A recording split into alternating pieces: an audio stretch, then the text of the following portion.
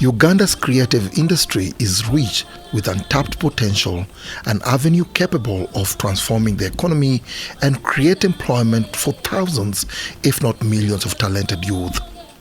The creative industry encompasses sectors of the economy that involve the generation, production, and distribution of goods and services that rely on creativity, talent, and intellectual property.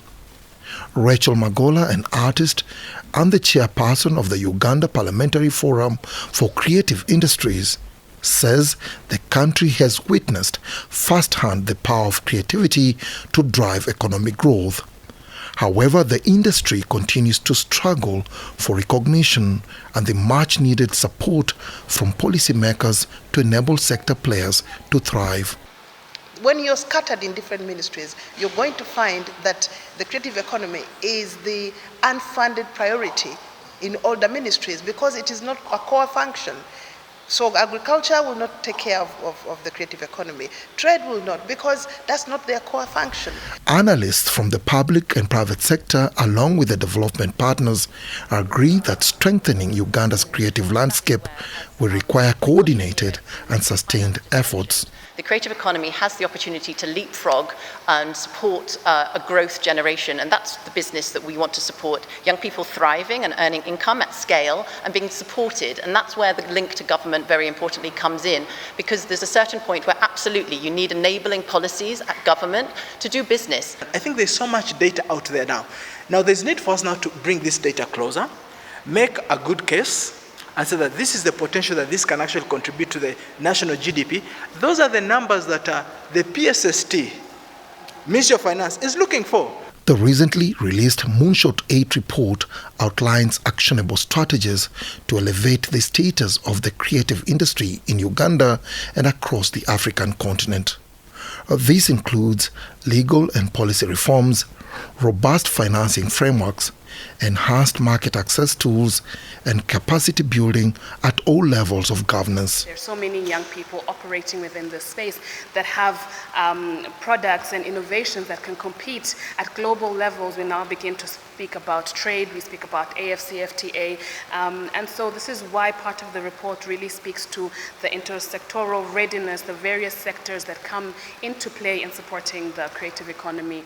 Despite the ongoing rhetoric from the government about the value of the creative sector. You are visible as artists, and I already mentioned this. Don't feel that you're not visible. Your talent is indeed recognized. We treasure you as you continue to take out more works on products of your labor. Your creativity is your capital, your economic capital, and let no one ever diminish your worth. What do we promise? We promise the following: equitable remuneration. Equitable because sometimes, because you are an asset, so those who have money invest in you, then they can easily enslave you. However, the reality on the ground tells a different story. I have a song which plays every day on radio. I'm not earning a penny for it being played on radio.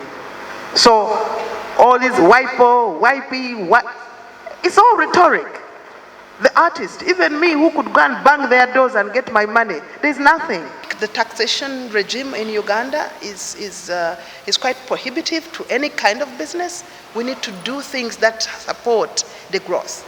But when you tax somebody out of business, I don't know what your plan is. And the creative economy especially, when you look to the filmmakers, the amount of money taxed on cameras, on anything that goes onto a camera, is very prohibitive. So we need to look in there. And the biggest problem is it is not uniform. You will see in the news a Chinese company coming here, and they come in tax-free and will get free land. We hope government is going to give the creative economy free land, and we build the hubs that we want to see. Examples of creative industries include fashion design, music and performing arts, film and television, visual arts and craft, architecture, publishing, among others. At the global contribution to GDP, it's immense, right? It's in trillions of dollars, but Africa's take on it is so limited.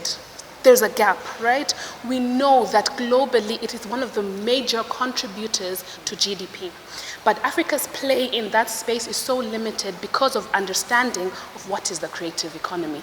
According to UNCTAD Creative Economy Outlook and other global benchmarks, Africa currently holds only 1.5% of the global creative economy, with just 0.6% of the global royalty collections and a mere 9% of global creative employment.